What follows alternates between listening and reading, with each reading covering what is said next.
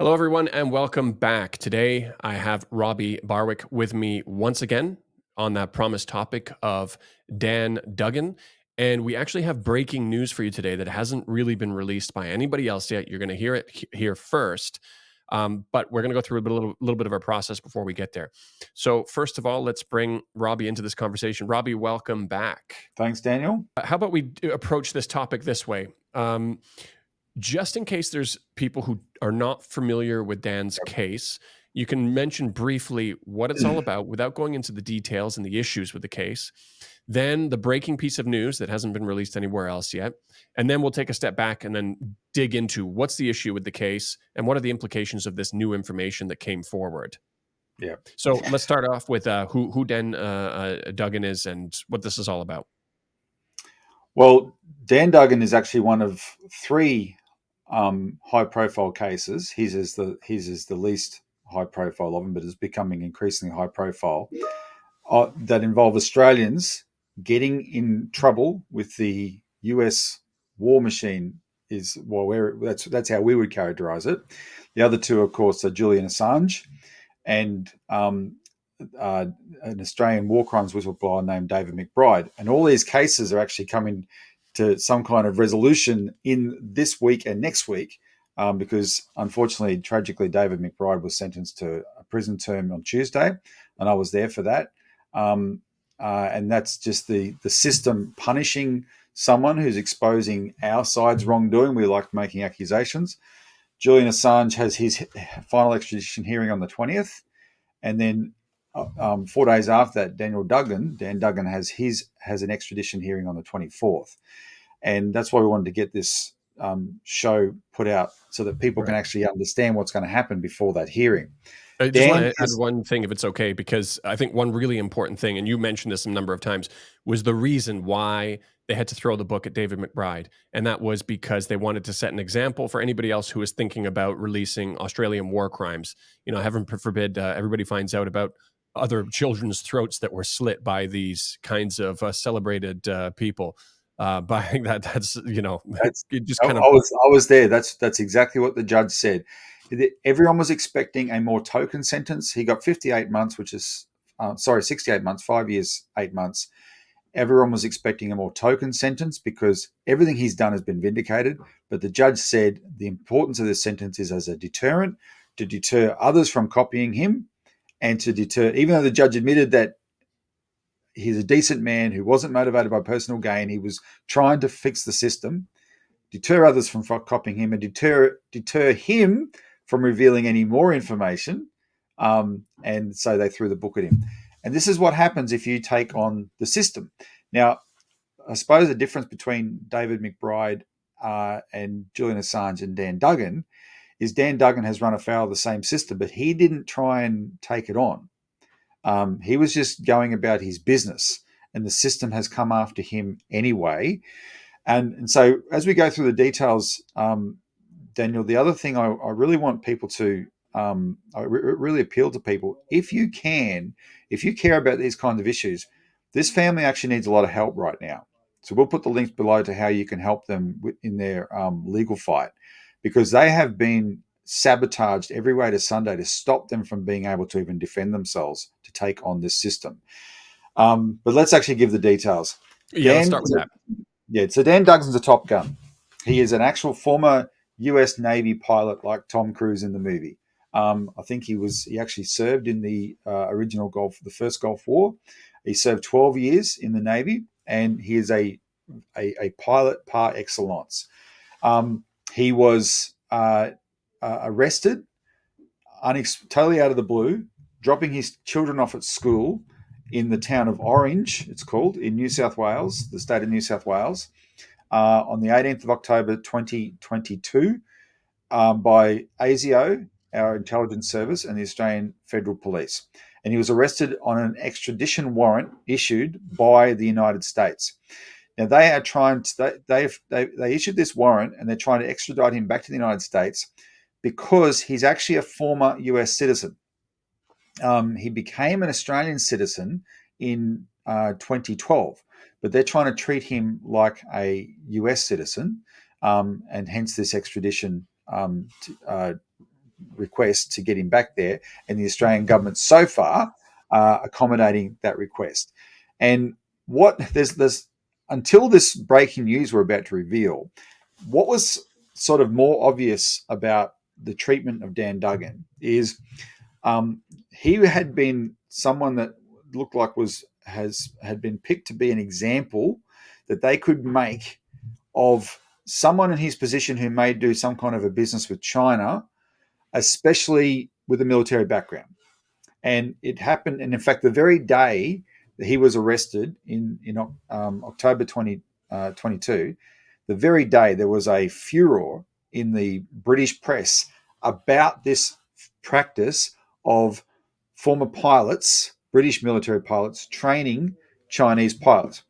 The problem is with that picture is they are retroactively fitting actions that happened at a time when there wasn't all this hysteria about China to the current climate of hysteria about China, right? So not only when Daniel Duggan was doing this training that he's been indicted for by the US Justice Department in 2012, no one was talking about China as any kind of enemy. We were friends with China. Everyone was doing deals with China. And when I say everyone, Australia, the United States, the deals were coming, man, right? It was happening. In 2015, the Chinese president addressed our parliament. That's how close we were as a relationship. But in 2017, when an indictment was issued, that's when Trump was president. Mike Pompeo was running the CIA and then later the State Department. And they set in train this very sharp turn against China. And they're trying to make out that what he did was as against, if you don't mind, we'll slow it down and kind of break it down to more basics. I think we might be assuming that a lot of people already know about the case in terms of what exactly it was he did, where he did it, and everything like that. And then kind of we can continue on. We're going in a good direction anyways. Yeah.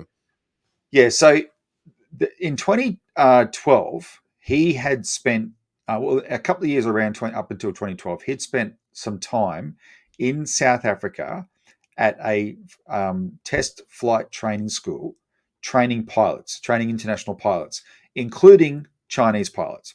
He was one of many dozens of flying experts who were there employed by that training school to train those pilots. And that is what he has been charged with, that he was training pilots who were Chinese military pilots, and they charged him with giving away America's military secrets. In fact, there's four parts to the indictment. Two parts are conspiracy. Conspiracy to violate the Arms Export Control Act, it's called. So America's control so its military secrets don't get passed on. Two violations of that is the more serious part of the indictment, right? So not just conspiracy, but actual violations because he did provide training, and a conspiracy charge, conspiracy to launder money. And that simply relates to the fact that he moved his salary from South Africa to Australia because it was paid to do what he did. He paid taxes on it. And he paid taxes on it. He earned about $180,000 for his training, and he paid whatever it was, $30,000 or $40,000 in tax. I think it's worth mentioning too that he was basically just a part-time employee of this fairly reputable training company. He's given a job and he's training what he's told is civilians. When you say fairly reputable, let me tell you, like this training school attracted the best and the brightest. When you say Top Guns, they were actual Top Guns. In fact, probably the most, I can't think of his name. It's Dennis somebody, probably the most famous sort of legendary British Top Gun was also one of the flight instructors. And this guy was so legendary in I think it was the very late 80s or early 90s. There's a photo of him flying his jet at high altitude with the canopy off. It was a real showman, right? This is what this guy is known for. We might be able to find a picture of that. But he was there. Right, so real legends were associated with this school because, I mean, they retired. A lot of people do this. They retired from the military. They've still got skills, and those skills are marketable. But because it's China, they've been able to twist it and say, oh, this is giving away secrets. Dan Duggan insists that he did not train Chinese military pilots. He only trained Chinese civilian pilots. He also is not an idiot. He knows the rules. The US soldiers and military personnel are instructed in these rules. He knows the rules. He knew that he didn't need a permission from the US government to do this because he wasn't training Chinese military pilots. It's later on when they're trying to retroactively retrofit this to their agenda that they're demonizing all this. And so he is now facing an extradition hearing that if he is extradited, he will face something like 65 or 70 years in prison in the United States. As someone that I described it, Daniel, as putting his head on a spike as an example to other people. It's really medieval. So basically, they have this new fear of China, so they want to kind of proactively scare anybody who might actually do something, might actually do the things they're accusing Dan of, even if he was kind of in the clear, and even if it was during a period when we didn't really need to worry about this kind of stuff. But the other thing, too, is, I mean, you're saying there were all kinds of other instructors there working for this company the same as him. Are any of them being pursued the same way that Dan is? Not one. Only Dan Duggan has been arrested. And right there is a detail that goes to the heart of the mystery of this case that we may now have an explanation for with this breaking news. But before we get to that, I want to make one other point. This is a bad enough picture that we've just laid out. On top of that, I mean, he's a family man. He's a father of 6, for crying out loud, right? And he married an Australian, and he became an Australian citizen and gave up his US citizenship. But that was sort of a more automatic thing. He didn't bother to keep his US citizenship because he married an Australian. He's got Australian children. This is where his future lies, and that's the decision that he took. Even that loss of citizenship US citizenship is being spun against him.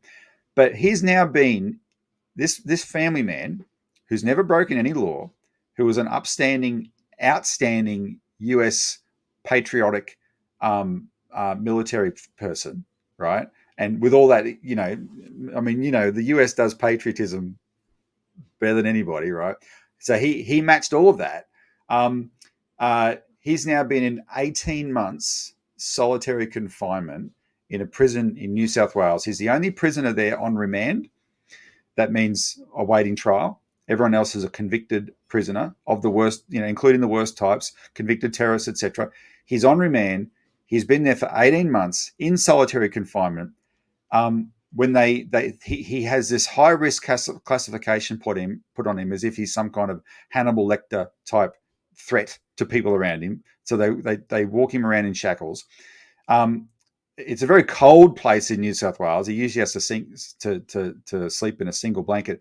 They will not allow him to use a computer, not even a computer not connected to the internet. He's not allowed to use a computer to just help prepare his case. Right? They are making life for this man completely unbearable.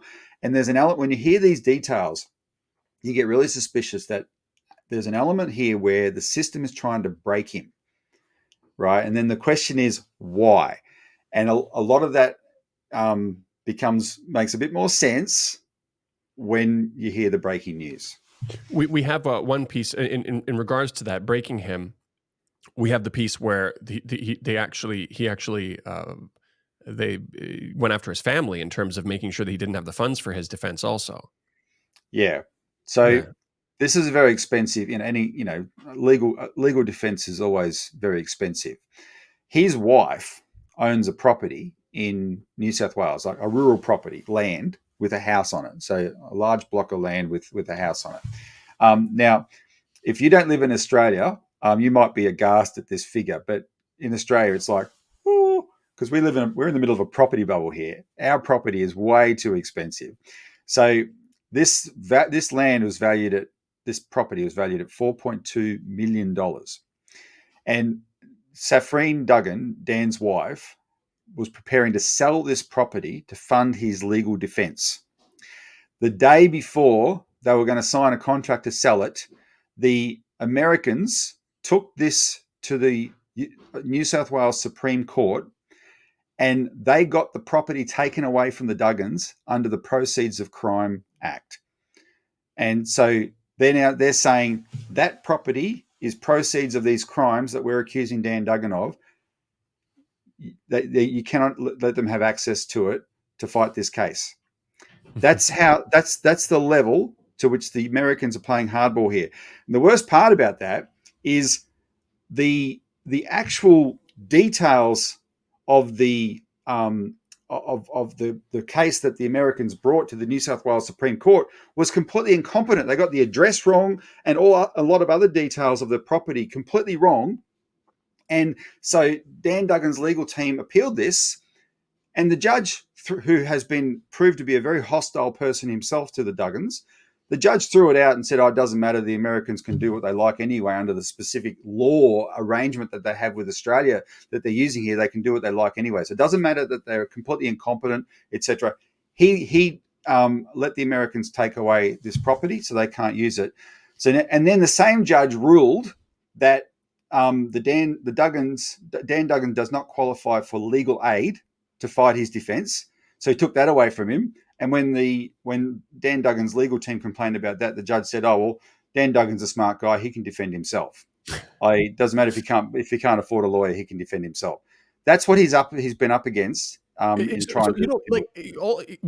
you've got these kinds of cases and you have even something as simple as a warrant and you get details messed up, you mess up your case with that kind of stuff. Yeah. But not only did Australia say, no, you've done this wrong, they said, we'll pick up the pieces for you and make sure this gets applied to where it needs to be applied, even though you're not doing your job properly. Like they're really hand in hand helping the US go after this Australian. Oh, and from the beginning, they've done that. So, and I'll give you another example. I'm conscious we're leaving the breaking news, but it's going to be worth it. Another example is the extradition treaty between Australia and the United States. And this is not uncommon with extradition treaties, but we have one, and it's got specific provisions in it. One of the most important provisions in that treaty is the principle of dual criminality. We cannot extradite someone to the United States unless what they're accused of in the United States is a crime here. That was supposed to be the same premise under the Hong Kong was supposed to have an extradition bill, and it got canceled after the protests. But that's the same thing. It had to be both a crime in the two jurisdictions, and so that's the case for this too. But it doesn't meet that criteria, right? No, this is black and white. There is nothing that he's accused of in this indictment that meets that criteria in Australia. This is our Attorney General. It's like he's doing the United States a very big special favor. And there's breaking news will help that makes sense a little bit as well. But he's gone above and beyond. Not only did he approve of the arrest, even though he would have been able to tell at a glance that there's no dual criminality here, and so it shouldn't meet the light of day. Therefore, you worry that there's going to be a corrupt process to make sure they can fit it to something, right? So that's not only did he do that, but he's refused to engage the media on this question because they've hoped that this would be forgotten and Dan can rot in his jail cell until he gets extradited to the United States. So that he's been questioned by the media, and his answer is, the Attorney General's office has no comment on that, except the Duggan legal team knows that his office has been briefing the journalists behind the scenes to encourage them to specifically look at the US indictment against Dan. And the reason that's particularly nasty is the indictment has these two conspiracies and two violations, and that's the actual indictment. But it's got all this extraneous other material that's completely gratuitous, which paints this picture of Dan as some kind of guy who's way in too tight with the Chinese, et cetera, et cetera. And there's pages and pages of it, which has nothing to do with anything. They're not indicting him for any of that. It's all this detail about his business in China, and it's got nothing to do with what he's charged for. With his time in South Africa. The charges are only to do with South Africa, these few months in South Africa, right? They got all this extra stuff. And by the Attorney General's office saying to the journos, go look at that, what they've been trying to do is incite this kind of yellow peril paranoia that Australia is really trapped in the last few years, this fear of China. Oh, there must be something dodgy about this guy. So it colors the media reporting that has taken place. And then right? nobody's paying attention to the actual fact that Australia is not Exactly, following their own laws in order to bend over backwards for the US. exactly. It's to distract against that. You know, it makes me think that you got all this kind of lip service from Australian politicians about, oh, we're going to put pressure on the US about Julian Assange, whatever, you know, pretending to stand up for Julian Assange. But you know what? Even if Julian Assange was in an Australian jail, I'm starting to Yeah. think that they still wouldn't have done anything for him. It's just all a show, and they're going to just bend over backwards for the U.S. and do whatever they say whenever they want. Well, this Attorney General, it's actually the second time he's been Attorney General. He was Attorney General back in uh, 2011 to 2013 as well in the Gillard government. And that was around the time that Julian Assange actually went big with the collateral murder video and the main Chelsea Manning WikiLeaks drop, right? But the really big one that got him into the most trouble. And the entire Australian government were completely disgusting in the way they turned on him on behalf of the Americans. The loudest condemnation of what he did came from his own government in Australia. He was roundly abused by his own government. And now they're back in government, that's the Labor Party. Now they're back in government. It didn't fare any better under the Liberals either for the last 13 years after that. But now they're back in government. It's the same Attorney General. And yeah, I've got no confidence in anything they've been doing for Assange. We may find out something next week at this British UK Courts of Justice hearing, presumably the final one, unless they can figure out some other way to keep him there through some other appeal. Because the Australian government, with these people in it, you can have no confidence in them whatsoever. And then you see the details in this Dan Duggan case. You see, hang on, you guys, you really are a government that's prepared to do some really dirty work on behalf of the Americans here. Yeah. And there's we can probably deal with this a little bit more later, but there's a second part of the breaking news that's less striking that's come to my attention, which is there was a hearing back in September in the US Congress where the Dan Duggan case came up because it related to AUKUS, the AUKUS deal. And the US congressman was saying, how can we make sure that the Australians and the British don't protect our technology and don't let it get passed on to our adversaries? And the answer from the American government to the US congressman saying that was, well, they use Dan Duggan as an example of somebody who they're extraditing precisely to in a sense, like send that message to the Australians and the British how serious they are about protecting their property. So it's possible that on top of everything, he's also been a pawn in AUKUS negotiations between America and Britain and Australia. And so that, when you get into that kind of stuff, they don't care what they're doing to this family, this Australian family, upstanding Australian family. Right. They just want to make an example of the guy. All right, let's jump. We've made everybody wait long enough. Let's jump right into the breaking news portion, which hasn't been reported by anybody else. Maybe start with how did you get this information to begin with? Okay, well, when the Dan Duggan case first became news, I'm the research director of the Australian Citizens Party, and quick background. Our party's been going for 35 years, but one of the things that we stand for is a independent foreign policy.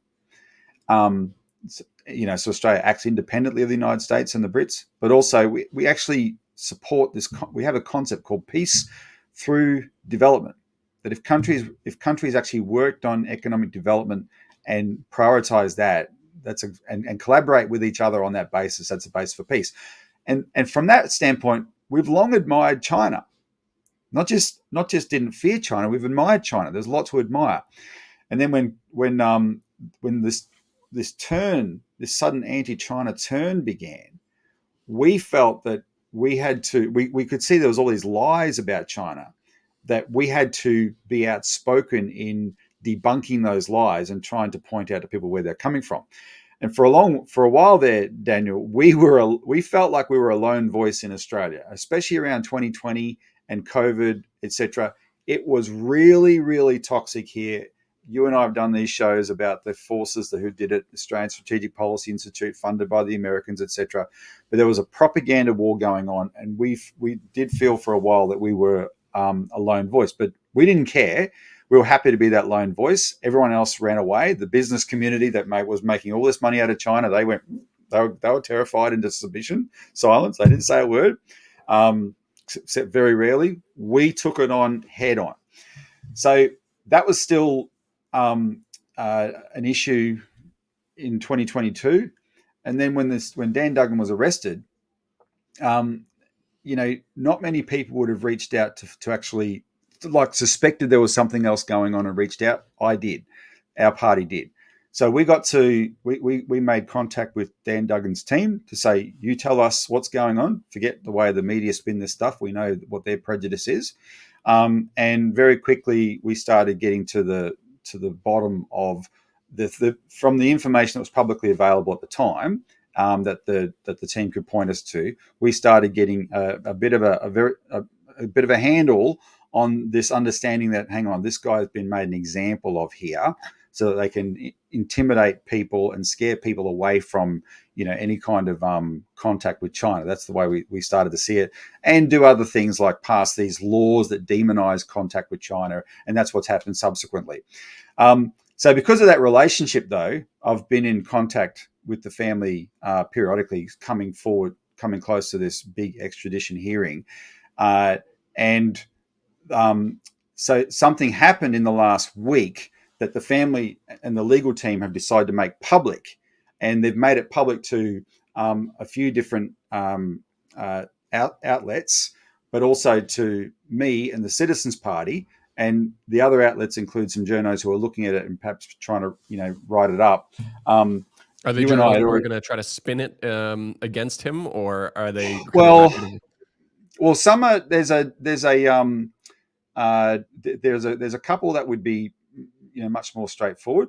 But even as 60 Minutes, one of our flagship current affairs shows, on Sunday did a story on Dan. I worried that would be a stitch up, because 60 Minutes, when it comes to China issues, is usually universally appalling. It wasn't. It was a much more measured treatment of what he's going through. And I think a lot of it had to do with the journalist's actual sympathy with the plight of the family, because she talked to the family at length, and Dan Duggan's wife at length, and his daughter, and saw all the children, etc. And, you can't help but be moved by that. And then, so she was paying attention to the actual details of the case, and she found it striking. You could see in the story, we might be able to put a link there, or maybe, but she found it striking that, of all the people associated with this South African flying school, there's only one guy who's been arrested, right? So anyway, even for Australian mainstream media, they had to part ways with the government on this one. I mean, it's got to be pretty bad to have them even not push the government line on it. You don't know how true you are. That, like anything to do with China, that is very, very unusual, very unusual. So here's what happened. There was an element to Dan's case where the Inspector General on Intelligence and Security was called in to look at it. Now, this is the person who is the legal oversight over our intelligence agencies, and especially ASIO. So this person is not part of ASIO. It's a woman. She's not part of ASIO. She's independent. There's very little other oversight. Actually, this is a very limited role. One of the problems with these Five Eyes intelligence agencies is they really are a law unto themselves. They lord it over the democratic institutions of the countries that they're in, like Australia and Canada and New Zealand, etc.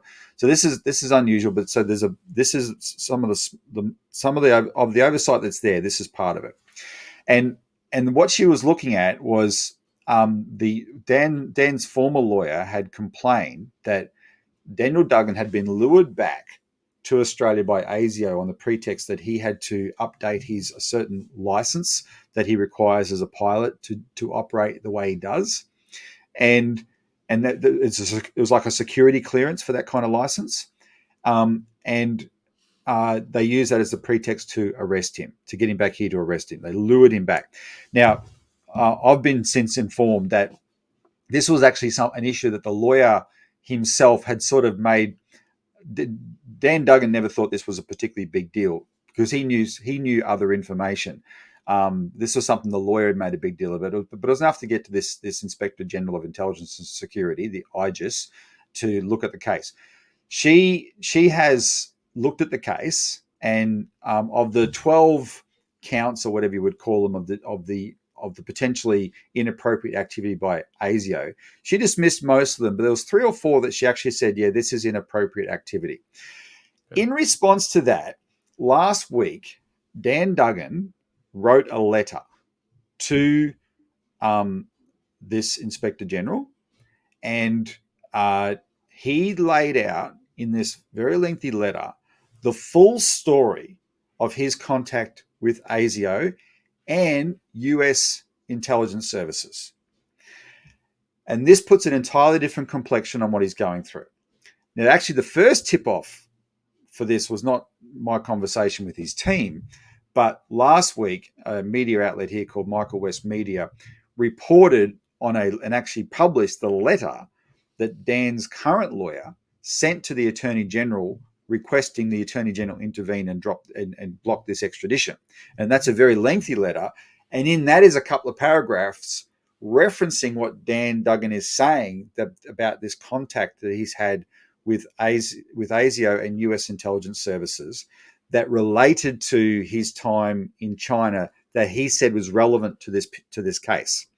And he also, he made it clear that his contact with China was, in a sense, almost supervised, was with the knowledge of ASIO and intelligence services, and that those intelligence agencies had put him in danger. That was in the lawyer's letter to the Attorney General. And that's one of the reasons I went looking. And so now the letter that Dan Duggan wrote has been released to some people, and I've been able to read it. And this now paints, so there's lots of facets to potential motives here, because lots of different aspects of his case have been used to gain something by the establishment, if you will, by the intelligence people, including far-reaching new onerous laws, etc. But now you look at what Dan Duggan is revealing in this letter, and I'm saying revealing. If I was a more objective journalist, because I'm not a journalist, I'm someone who's trying to change our foreign policy, and I'm pretty convinced this is a demonization of an innocent activity, right? So I'm not trying to be objective. A journalist would say claiming. Dan Duggan is claiming this. I'm saying he's revealing this, right? Here's the essence of what he's revealed. That back in 2013, after he worked at this flight school and before he started any business in China, he was contacted by ASIO, and he responded to ASIO's contact and their request to meet him to go and have a meeting where they brought along a representative of a US intelligence agency, and they had a chat about his activities, including his training in South Africa, and they knew that he was thinking of starting a business in China. And the fact that they raised both things, now you've got to think about who Dan Duggan is as his outlook as a person. He is an Australian now, but very previous, not long before that, a year before that, he was still an American citizen. He's a Top Gun, a 12-year veteran of the US Navy, right? Someone who considers himself a patriot. And he is representatives of his new country and his old country, who he feels he's patriotic towards, raising these things. So his response was to say, well, look, if there's issues there, I can drop it. I won't have any more contact with the South African school, and I don't have to do business in China. If that's an issue, you don't have to tell me twice. And they said, no, you should do business in China. That would be wonderful. Go ahead and do business in China. Look, you've got lots of opportunities there. And then the key line, which he says he remembers really vividly because of how unusual it was this encouragement. Go do business in China, and if you meet any generals, let us know. We can do business. And he was left under no illusion that he was being asked to essentially inform for the Australian and American intelligence agencies on China when he did business in China. Now, at the start of that conversation, before they started the conversation, they asked him to sign something. And when he looked at it. He goes, "Well, I probably shouldn't sign this without my lawyer." They quickly pulled it away, and it didn't come up again. And What then was they that had they were asking him to sign? well, he's not sure what it was, but it's like some form of a contract that they were asking him to sign. But because they didn't want his lawyer looking at it, they pulled it away, and so that never came up again. He assumed there was one other contact he had with this group of people. He assumed that they would get him to sign something again, and they never did. But this was now you got to appreciate. Um, at the time he had this conversation, so Dan Duggan wouldn't have seen the world in 2013 the way I see the world now, right? So he probably felt, as an American who is conditioned to see the world as Americans see it, that they had good grounds to have concerns about China. They did a lot of warning of him of the surveillance he would come under in China, right? They warned him about that. And he probably felt that they had good grounds for that. So he wasn't straight away saying, no, I'm not going to do what you want. What he did say is he was prepared to talk to them more. Anyway, he ended up having one more conversation with them that was more vague. He goes to China, starts his business, and the business is very successful. He was a consultant to the very burgeoning airline industry in China, right? So he's got Makes this sense. consultancy business. But one of the things he reveals in the letter is the relationship with these intelligence services started to break down on a number of fronts. Such as it wasn't much of a relationship. It was just a vague thing. But such as it was, started for two reasons. One is it got communicated to him that they were unhappy with him because he didn't make contact with them. When he was in China, he made no contact with them. He assumed that if they wanted to get in touch with him, they'd contact him. Yeah. They'd find a safe way to contact him. So he didn't bother to make any contact with them. So that was one thing. So he just went about his business, right? He didn't have anything to report, and he didn't make any contact with them. So they got miffed at that. And if one thing I know, Daniel, is when you work in a US intelligence agency and Australian ones as well, you're in an environment where you are actually your paranoia is cultivated, right? They don't tend to employ very objective people. Well, look at what they do to you afterwards too. Like, so this story of his time in China, which is being used to deflect from the fact that Australia isn't following his own laws, not only had the blessing of these agencies who would have had a chance to redirect him away from that and say, no, no, no, it's better you don't do this, Yep, yep, but also was encouraged by them. So yep. the very thing they encouraged this guy to do, they're now using against him to cover the fact that Yes. this is a completely illegal case against him. That whole indictment with all this stuff about his business in China that has nothing to do with the charges Well, there's that was too. Yeah. activity that they encouraged him to do. But even Right? if we want to say it has some sort of relevance, if they really want to bring it into the conversation, this is what they're using to discredit with him. That is of their doing. It is. That is something that No, they it not is. only gave their blessing for, but encouraged him to do. Now, the second reason the relationship broke down was a much more serious one, which was around 2014. There was a Chinese businessman arrested in Canada at the request of the Americans, and this businessman was associated with Dan's business because he's a person who is involved in it's like a labor hire company, but a global labor hire company, um, and but it was connected to Dan's business. This man was arrested.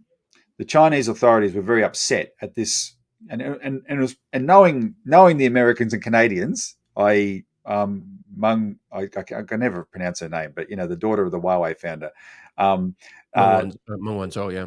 yeah, knowing the Americans and the Canadians, the guy's probably totally innocent.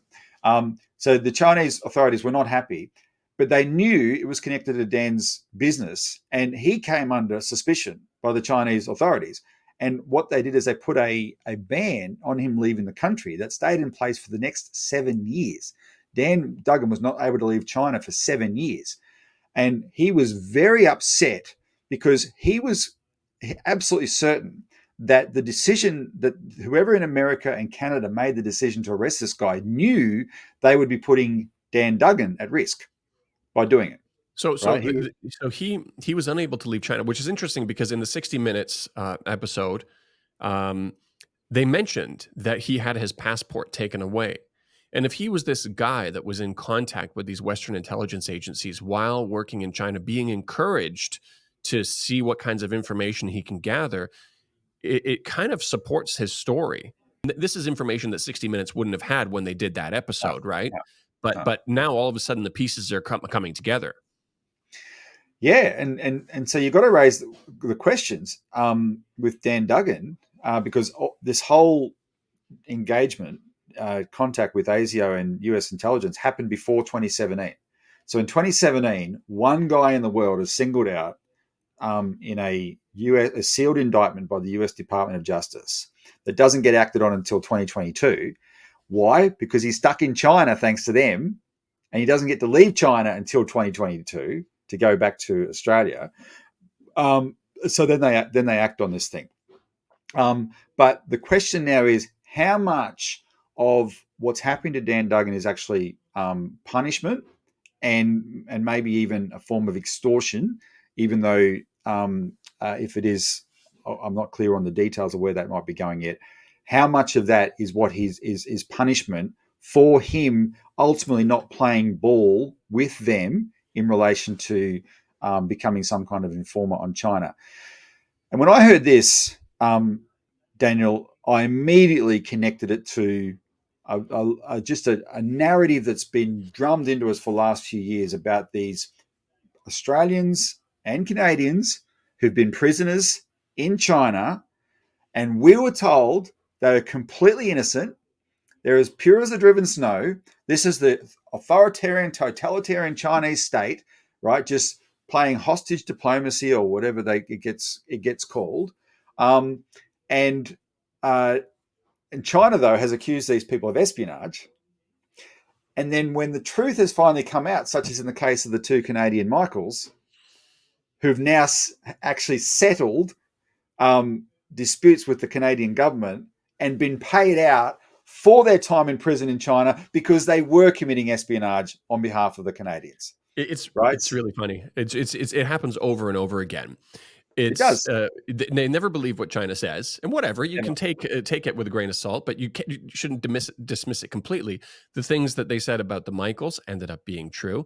The things that they said about that first the spy, they put on TV in Australia a while back. He was yep, that yep. international 60 minutes. spy. Yep, Yeah, who yep. couldn't speak an international spy who couldn't speak English. China said this guy's a fraudster. And now his visa in Australia has been rejected because he's a fraudster. It ended up being the That's exact right. same That's thing. right. There's the guy from the US, Miles Guo, uh, uh, Yep. Guo Wei, I believe his Chinese name is. Same thing. They said this guy's a fraudster. He's defrauded so many people. Now he's sitting in a U.S. prison because he defrauded Americans. That's right. Yeah, you know, that's Steve Bannon's mate. Steve Bannon's mate. And there's been two high profile Australian cases. One, a woman who worked for CGTN, Chang Lei, who was in a Chinese prison accused of espionage for a few years. She's now back in Australia, but she won't talk about what she was actually charged with. When there's no danger to her anymore. She's back in Australia with her family. The Chinese can't do anything to her, but she won't talk about it. And instead, the most rabid, feral, warmongering media outlet in Australia, owned by Rupert Murdoch, has employed her on their channel. And I'm very suspicious about the circumstance of that one. And there's currently a guy over there, and I have to apologise, I forget his name, but he's Australian Chinese. He actually worked for the Ministry of State Security in China before he left China. So he's a former Chinese spy. He left China, lived in Australia, spent a lot of time in the United States. In Australia, hung out with our spy agencies like ASIO. They were his friends. They were his closest collaborators publicly. He wrote spy novels. And now, and against all advice, he was visiting America and flew from America to China, not from Australia, from America. The guy who dropped him off at the airport has some connection to the National Endowment for Democracy. So he flies into China, gets arrested for espionage, and ever since our government has been holding him up as, oh, the Chinese have arrested an innocent man, they've arrested an innocent man, right? Whereas the likelihood is no, he's probably not an innocent man. Sorry, but here's a guy, Dan Duggan, who didn't want to become or didn't become an informer for Right. the Australian and China and US intelligence services, and now his life is being put through Yeah. absolute hell, and he could be extradited to the United States completely corruptly to punish him and make an example of him to other people. Yeah, I don't know if China said anything on his case or anything like that. But the thing is, some people may find it silly to think, okay, you should believe what the Chinese government says about these people when they do say something. But I mean, we have to look at patterns, and you have to say after a certain number of times, they ended up telling us, don't trust this narrative. This is actually what Yeah. happened. Don't trust this person. This is actually who they are. I mean, there's got to be a threshold where after a certain number of times, you find out, oh, shoot, that was correct. You start taking it a little bit more seriously. I would hope so. I mean, it's why we have to do these shows because it's like the phenomenon where when the in the old newspaper days, because no one reads newspapers anymore. But if the newspaper got it wrong in the front page headline, the correction would be a week later on page 20 in small print down the bottom, right? So Yeah. here you get these high profile cases. You never all the attention's on them when they're just putting out a lot of BS about them, right? And whipping them up in ways to incite public outrage, to damage the relationship, etc. When the truth finally emerges, it's only the ability to have social media platforms like this do a deep dive into it and put some real details out there so people understand. Right. That's the only hope that people will get an That's yeah. I understanding mean, of I this. mean, it's kind of deliberate how the system works because when the CBC in Canada did a piece on me and they took from a 30-minute interview a 3.5-second clip to make it sound like I was saying something that I wasn't, make it sound like I was Yeah. answering something that I wasn't. I reached out to their ombudsman and they apologized and said, "Oh, we'll put a little note on our corrections page for you at the bottom." The damage is done. But when I told the story of what happened, so many people were outraged that they ended up closing their comment section on all their videos. And they're like, because no, no, There you no, go. no, the corrections aren't supposed to be in Yeah. the comments and upvoted with thousands of upvotes where people can see it there. It's only supposed to be on the corrections page, which nobody Yeah. goes to. It's like they don't actually care about truth.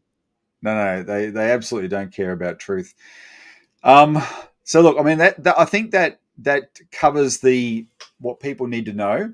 Okay, We can provide some links that give people some. I think if you've got a link there to the 60 Minutes episode, sure. um, but warning, it may only work for an audience outside of Australia, as we discovered. I'll put the two links in because there's the one Oh for yeah, inside 9 now. Australia, Yeah. and So then we the can one put that for link there.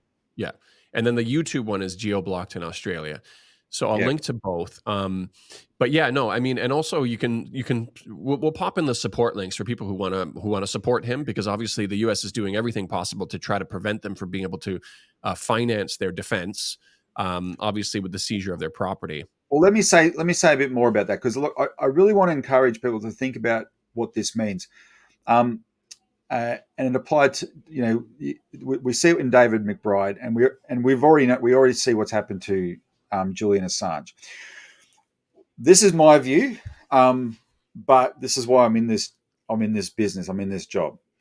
If we could have a world where you could have peace between countries and collaboration on the important things, including uplifting living standards, etc. Instead, we've got a world that feels like it's on the verge of World War III, and everything that comes with that. And in order to run a narrative that gets people to accept the things that are leading to that, you've got a machine that is making examples out of people. Right. And in Australia, that's really what we've been dealing with, and it's coming to a head right now.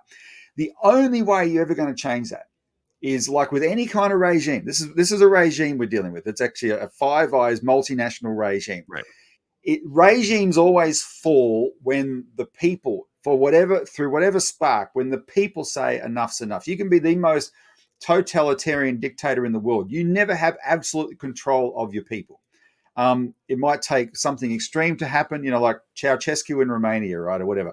But when the people rise up in whatever form that takes, that's only then is the power of this threatened.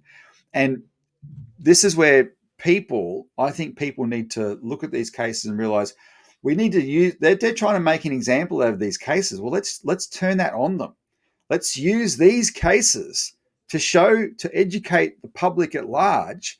Hey, the other side shows you the real truth here, and why you need to be rejecting this narrative so that we don't keep going along this stuff that one day we wake up and suddenly we've declared war on China and with everything that means, right? So, Right. And I think I think I'll just talk about David McBride for a second. I think what happened to David McBride this week was is going to have a huge backlash. They've made a martyr out of the guy, and this guy's got broad shoulders, and there's been universal condemnation of that. I was demoralized and angry when I left the courtroom and left Canberra to come back to Melbourne that day.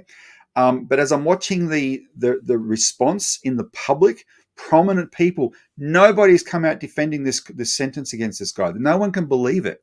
That the system, the first person in Australia to go to jail for the war crimes that were exposed in Afghanistan is the guy who exposed them. The people just can't believe that, right? So, but by trying to crush him, they've squeezed too tight and they risk losing their grip. And I think with Dan Duggan's case, it's like just because the arseholes in the US intelligence services and the Department of Justice don't care that there's a family at stake here, an Australian family, not some guy with American accent who just says, I want to be an Aussie now. No, he's the real deal. He wanted to become part of this country. This is an Australian family. These are Australian children. This is an Australian wife. 6 kids now Six being kids. raised alone by their mother. Exactly, and her much older father is having to chip in and help with the farm work and whatever, and they're totally unjustly going to become victims of the system. But they're hardworking. They've saved up their money. They have assets. They could have done a bang up job defending this as well as they could, and the US government wasn't happy enough with that. They don't want to fight on a level playing field. The whole might of the US government, they couldn't let this woman, she didn't want to sell her property, even if it's a family heirloom. She doesn't want to sell the property, right? But she wants to defend her husband, and these bastards, these utter bastards, can't even have that. Because the indictment covers training in South Africa that's only $180,000 salary, right? There's no money laundering involved in that property. That's not proceeds of crime, that property, but they couldn't even do that. And they've got corrupted people in Australia that are complicit with it. And the only way that you're going to be able to rebalance that is if people get behind this family. They've got a week. What they're hoping to do, you'll see in the link, what they're hoping to do is raise $85,000 so they can pay $50,000 to the best. In our legal system in Australia, there's a ranking of lawyers, and when you really fight high-profile cases, you need a lawyer called an SC, Special Counsel, and the top one in Australia is a guy named Brett Walker, and they really want to get him because they need someone to go in that courtroom and be able to eyeball the government and match them, and not be intimidated and put off by all the government's bull crap that the government's going to throw at them, right? And that's why they're trying to get this. He's $50,000 just for one day. And it's their only hope. They're a week out from this court case, and it's their only hope.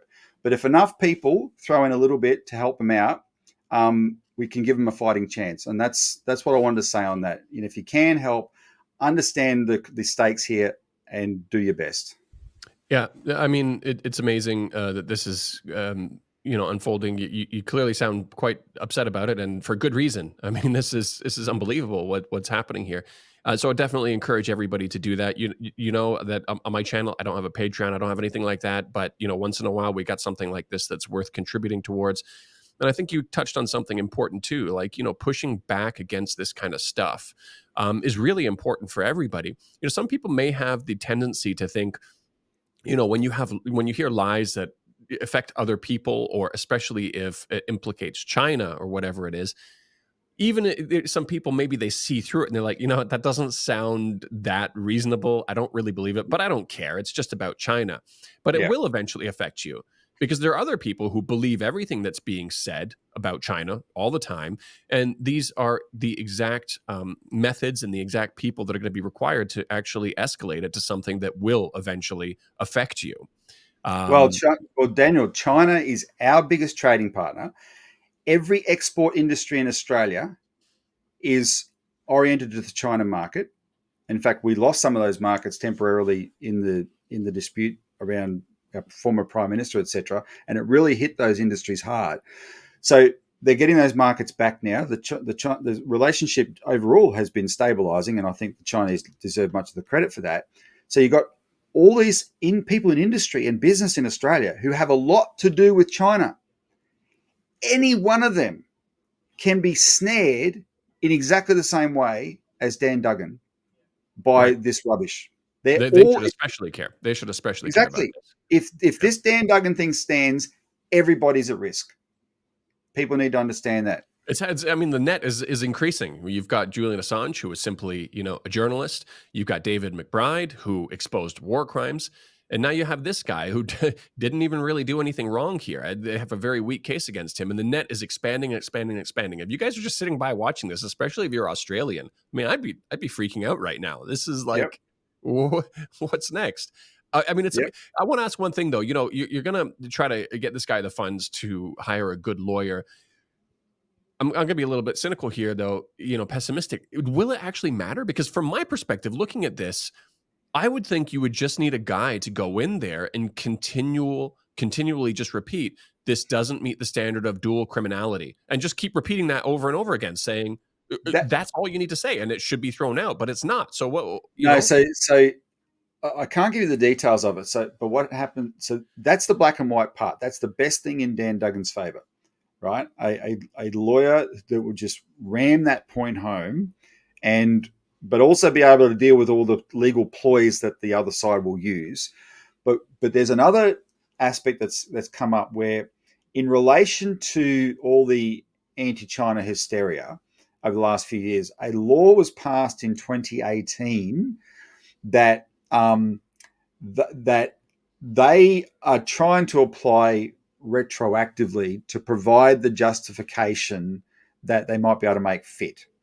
And I mean, I can't really give you I had a certain explanation of it today. I've got to look into it further, but I know that I was warned that this is one of the things they're going to argue. So what they're not going to, if they came straight at the question of dual criminality, the US government side knows they'll lose.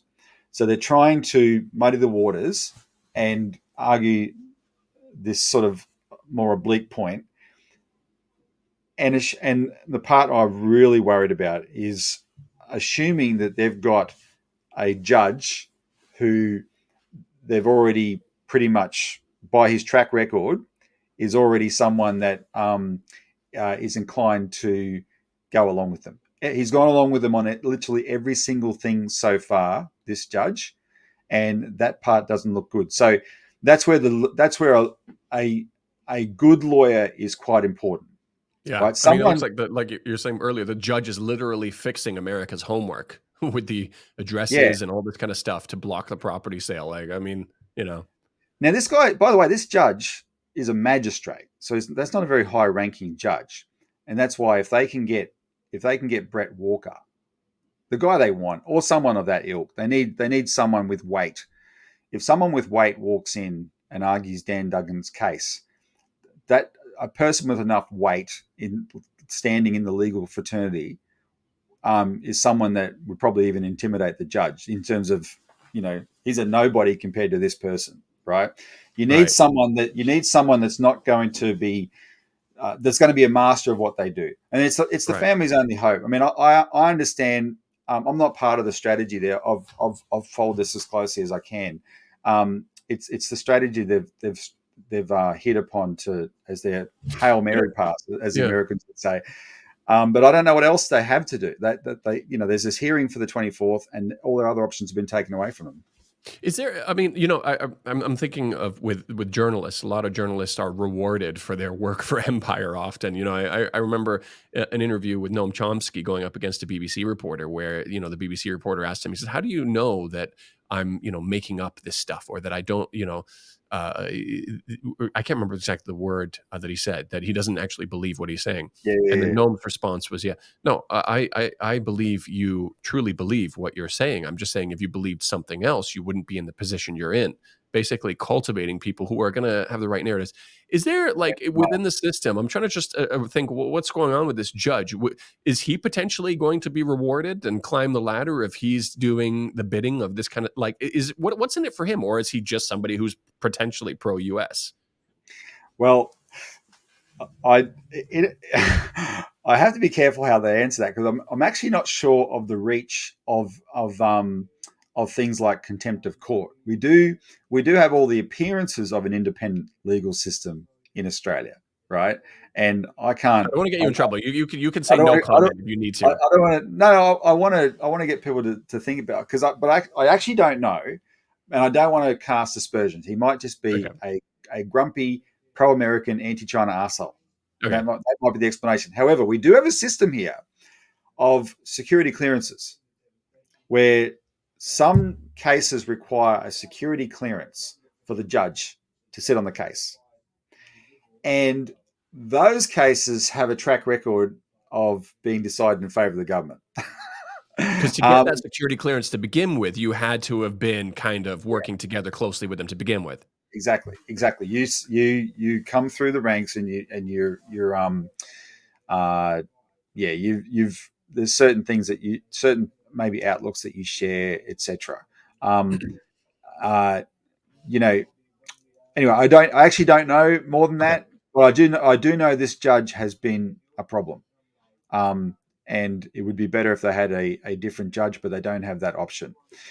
So yeah, it's going to come down to, look. This is a hail mary pass for the family, but we need to the fact that 60 Minutes covered it the way it did, I think, is a good sign. We need to seize Right. on that, build momentum behind this case, and then the next step is so that people in Parliament, having seen 60 Minutes, will be game to get up in Parliament and start questioning the case on behalf of Dan Duggan, right? And demanding the government hold the Attorney General here to account. He's in Parliament, hold him to account. So they know that if they had a hope that this would have just been ignored, some anonymous guy, some man in the iron mask, right? That is locked away in a dungeon somewhere, so he's out of sight, out of mind, and this can just happen. And people think, oh well, that's just the cost of doing business with the Americans, and that would get ignored over long term. If they had thought that's the way it would pan out, at least we can make sure that doesn't happen. Right. And then, if God forbid he ends up in America, same with Julian Assange, because that could be on the cards for him next week as well. If God forbid these extraditions go ahead, then what we do here lays the foundation for what some good souls in America may do to take up the cause over there, because we're going to need that. Right, Right. we're going to need people of goodwill in America to start coming out and denouncing this war agenda and That's a good point. and going into bat for the victims. That's a good point. It'll be interesting to see what happens to 60 Minutes after this too, or that journalist specifically, because I seem to remember with David McBride, the people who helped him publish the war crimes that he revealed. If I remember correctly, the offices of those media companies were raided, right? Well, they were, and that was a real chilling event in Australia the day that happened. The people couldn't believe it; they were shaking their heads. How did this happen? But the right journalist got the message, though, Dan, And he because turned on him. He turned on David. yeah, they turned on David a month before his sentencing. They put out this garbage on their show, trying to undermine his standing as a whistleblower, and pretend that they were somehow the real heroes, um, and cry crocodile tears for the guy. And what it showed me is see, David McBride. They were happy to take his material and cherry pick it to come up with examples where they can sort of punch down and single out individual soldiers for war crimes. They didn't mind exposing individual soldiers. But he said from the beginning, if anything, he wasn't even interested in exposing the individual soldiers. He knew there were war crimes, but there was a system that was responsible that went all the way to the top. And what's the point of putting the soldiers in jail if the generals get away with it and the Right. politicians that they talk to, right? People who were responsible for the war in the first place. And that was he was clear on that from the beginning. They deliberately chose never to report that. They made it just about soldiers committing war crimes. And And so then they made out yeah. he was covering for the war crimes. And he never Right, was. He wanted to go because after he the was generals. saying that yeah, so they're basically going he was going to bat for war criminals, but actually what he was saying was the accountability needs to go higher up. And do you remember the journalist's name who turned on David So McBride? there were three journalists that he leaked to. Right. The main one was a guy named Dan Oakes, and there was another one named Chris Masters. Oh, that's it, That yeah. he leaked these documents to, but the main one was a guy named Dan Oakes. They've received rewards, media awards for their reporting on his documents. None of them were at his sentencing to support him. Not one. You know, They've taken those rewards and run off. and what's perhaps even more pathetic about these sorry excuses of journalists is that you would think that for just doing journalists, all of a sudden the government comes in, raids your office, rips out your computers, that it would enrage you and say, "How dare you target me for just doing journalism?" And they'd double down and they'd say, we're going full on to expose this. You think you can shut us up? But no, they folded like absolute cowards They and are. turned on David. And Absolutely pathetic people. I look, don't get me going again. That's exactly how I feel.